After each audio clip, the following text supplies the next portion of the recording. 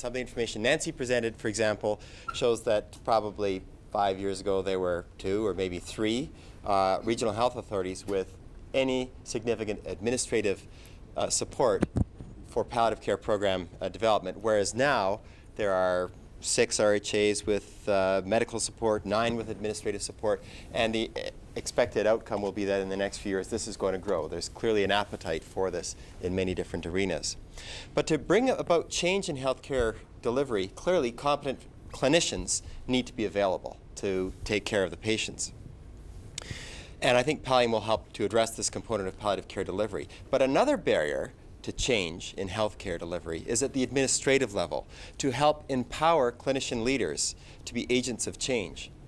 And I wonder if Pallium should think quite broadly about what are the barriers to change in palliative care delivery, and shouldn't we really empower clinicians to know a lot about how change occurs at an administrative level, things like standards of care and how to write a document and so on. And I know that Nancy and colleagues had a course, was it last year, where palliative care clinicians from every of the 17 RHAs in Alberta were invited to a course on how to bring about change administratively. And it strikes me that may be an important component of how we can really hit the ground running, because clinicians often don't know about those things. It's Neil Hagen from Calgary. It's a good idea when you think of the policies are coming from provincial government or the federal government, and the resources are such. When you want to match that, some of the things you're suggesting are hard to match. Intent is definitely there. But interdisciplinary and not necessarily only physicians related or nurses related, including the administrator in that, would be ideal. And would the administrator from, say, Moose Jaw has time or not is a different story. And for that 1 day or 1 week you want to do that, I think we have to create that. If Pallium could be the ideal place. I just had, there's a few kind of facets to that. I think one thing that moves it's not even on, I don't think. One thing that moves administrators is the accreditation requirements when hospitals are accredited. And my understanding, having gone through that process painfully, as all of us I'm sure do, is that palliative care seems to be having an increasing profile in accreditation processes. And I think that if we can use that lever to augment palliative care at our various institutions, we've been asked by our college in Winnipeg, each of us has to write a college guideline for one aspect of palliative care. So I'm working on the final days, and Dr. Danik's working on pain control. Hopefully that will also move care in at least clinical care. As I was thinking about that just now, this duplicity, why should we be doing it and it's someone in Saskatchewan's got to do it, and it should be more of a national undertaking, I think. And recently, the American, from what I understand, boards require that you have for internal medicine a month of palliative care. Is that correct, or for? Okay, so that certainly moves teaching hospitals, and it even ripples right up to Canada, because the Canadian trainees want obviously to keep all the doors open. So I think when we know these kind of levers exist, that's our job, I think, is to use them to convince people of administrative power. Ted Braun from Calgary. I just wonder, notwithstanding the fact that a major funder for Pallium is the Office of Rural and Remote Health Innovations from Health Canada, whether we need to ensure that as we go along we're developing materials and evaluation tools and so on, strategies that are transferable to the urban scene as well. It is so tempting to think that the problems are rural. The region in Alberta that has the least number of family physicians per capita is Calgary. So we have trouble with access to primary care physicians providing that element of healthcare as well. Most of the programs in Canada in the major centers are built on a primary care model, so we are relying on the family physicians to provide that element of care. All of us who are doing palliative care, most of the clinicians in this room are providing clinical service, doing some education, doing some research, perhaps doing some administration. So we're spreading ourselves pretty thin as it is. If we're going to lose ground, with the family physicians in our urban center, we're going to start to have to do more of that clinical care, have fewer resources available for education and research.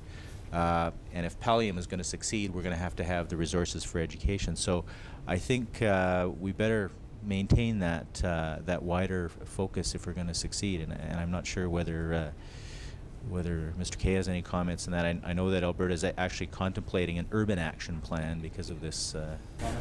Well, I would agree. How you do it is another matter. We've found our experience. It's a balancing act. From the balance is you identify a need and you want to action it, and get on with it and have it done yesterday, versus going through the food chain and the bureaucracy and anything actually coming out at the other end. And sometimes you have one foot in the brake and one in the accelerator. That's called a circle. So depending on the issue, you've got to choose. Do I want something done that's imperfect, but we'll get something done, we'll try it, if it works great, it's something we can build on, or we want to wait for the more elegant solution? Sometimes we do, and that's going to take some time. So it's a good point. The generalizable example is you got to decide and pick what you need. Some action now, or a little bit more elegant solution on a broader context later. And it's not necessarily an either or. You can start in one area and then expand it based on experience. A couple of things I'd like you guys to comment on. One is the need to broaden the appeal of what we do, because if we talk about palliative care to the average family physician out there, they say, well, this is 2% of my practice because only have 2 to 3 cancer patients who die every year. But if you change the focus to how many of your patients die every year from a variety of things, including traumas and people in urban areas, and how do you deal with that, and perhaps even a little bit of a more risky thing is how do they, what we teach them about pain management, how does that apply to a broader population? So broadening the idea of what we're teaching them to a wider area may attract them. Otherwise, they're so focused on what I have to do for pediatrics and cardiac care that they're not interested. So a comment on that. And the other thing that I think David alluded to is turnover. I mean, that's a reality, is how do we deal with the fact that there is a huge turnover, and Jose and myself are statistics in that turnover. So some comments on that. Would part of that attraction for family physicians be the solution comes from Alberta Health? Sorry. From Alberta Health, in that we haven't got a strong partnership with Alberta Health to help with funding opportunities, reorganizing payments, helping to set up a practice that would be a consult service as opposed to family practice. It's not an area that I'm totally familiar with, but I think we have to build those partnerships and help sell to the regions the need for palliative care services. And I think they see the need for the services when I'm talking to them. But I think we have to build the supports in around it to enhance it and encourage people to want to go there, and even decide how they want their practice to look if they get into that kind of field. You know, is it a family practice, or is it a consult service, or what would it be? Pam Brown from Calgary. More a comment in terms of a plea, I guess, to review again the 3 basic fasts of pallium, and one being the interdisciplinary nature. Really wanting to ensure that we do not lose the focus of the need for palliative care education to be innovative and interdisciplinary. And I know even in our own region, the challenges alone within a discipline, academically and clinically and at the front line, to ensure that you have expert practitioners in pharmacy, social work, nursing, and medicine is a challenge.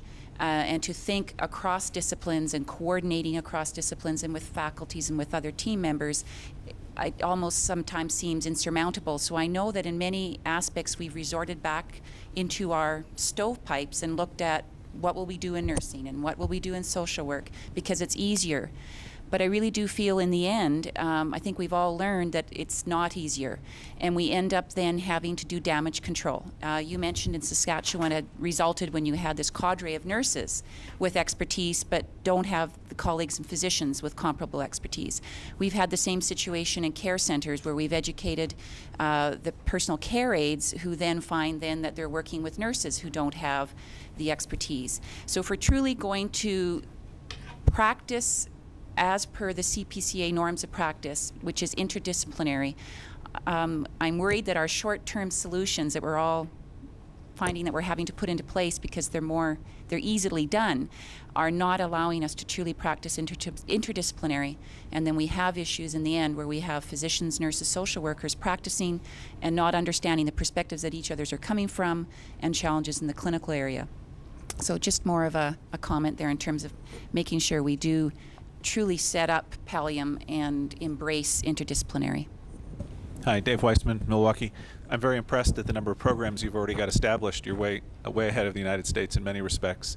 But one question I have is, what sort of needs assessment data do you have, in particular regarding the physician community, for the various regions of what is it that they want to learn?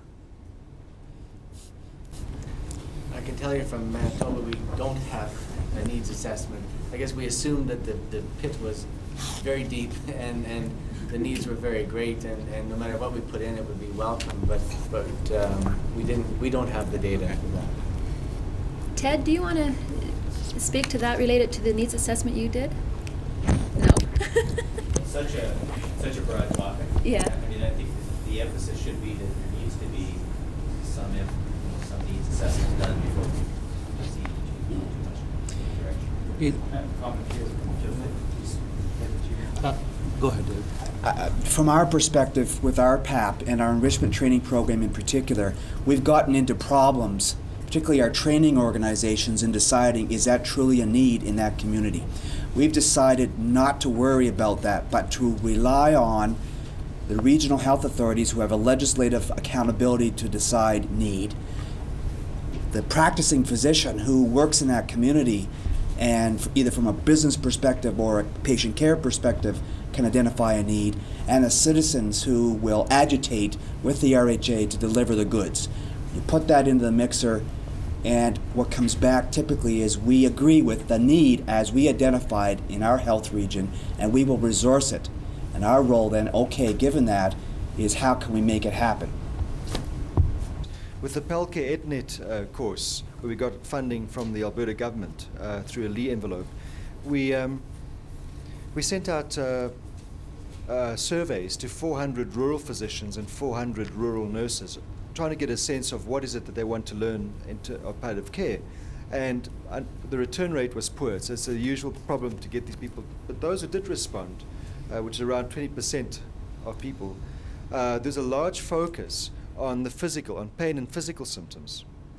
So on the basis of that, we thought, well, let's do a retreat, and the whole point of the retreat was to awaken people to the other needs, that they aren't just physical and they aren't just pain.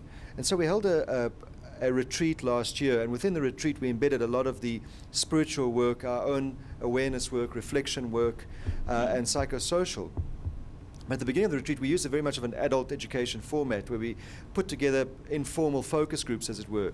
And overwhelmingly, in the first day, they came to us and said to us, and Zinnia was part of that process, they came to us and said, how do you deal with the difficult families? How do you deal with unrealistic expectations? How do you deal with a dying child? Floored us to the point where for the rest of the weekend we were scrambling to redo the curriculum. So I go back to the question I asked earlier, what are the real needs? And I think we should get a better idea of this. I think there is, yes, we should target perceived needs, but we should also look at what the real needs are. I would just emphasize that from the perspective of EPIC's experience, we found that physicians were not necessarily interested in coming to Pain 101. In fact, we had sessions roll out around the community where when it was advertised as Pain 101, people wouldn't come. When the same session was advertised as how to stay out of trouble with the Drug Enforcement Agency, the rooms were packed. We also found that the other piece that was very interesting was if you want to teach people basic issues in palliative care, some come, but not a lot. But if you want to teach people how to be more effective teachers of the content, they arrive in droves because they don't feel secure in being teachers. And of course, the secondary effect is they learn the content. So I think the needs assessment piece is really quite critical. We have had a lot of empty rooms in terms of physicians relative to the rest of the interdisciplinary team who tend to come in droves. And I think we need to be very cognizant of the needs issue because it's what brings people in the door. What you then do with them once they're in the door and their realization that something might be quite different or they don't know what they don't know, that's the secondary gain. My name is Zinnia from the Tertiary Palliative Care Unit. I'm the chaplain there. I think part of the needs assessment, I think that's a very important topic. And part of the needs assessment is, I think, the ways in which we discover people's needs as well. I think what was key about the retreat was that because it was within an adult education model, people felt secure enough during the course of the retreat to begin to unearth and to declare, we don't really know this. Can you tell us what you think? I don't think we would have heard those deeper questions if there hadn't been a climate that allowed that to emerge. So that's just a comment. The question I have in the one presentation, we were looking at the levels of care and the gaps, and Nancy, it might have been your presentation, I'm not sure. How do we organize tertiary level support that is efficient and effective? And I'm just wondering, do you mean in terms, or what do you mean? Perhaps In terms of supporting the secondary level, how do we organize the tertiary group to efficiently support? Because the resources are tight and so on. I think we've talked about that. And how do you organize it so that we can support the secondary level or even the primary level? Okay, I guess a very practical administrative concern that I have is being in the tertiary level, we have people coming in, and part of our delight as educators is to be able to share our knowledge, which means that some patient time is taken away. Once it becomes leaving the institution, then you have administrators saying, well, that's great that you're doing that, but how is this linked directly to this patient care? And why are you away for 2 days out of 5?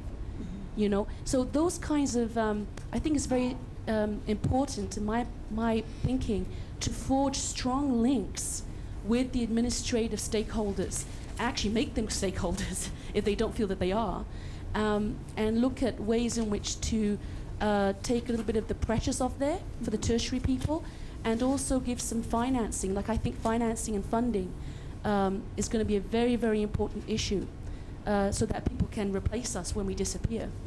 So, thank you. Well, thank you very much, panel.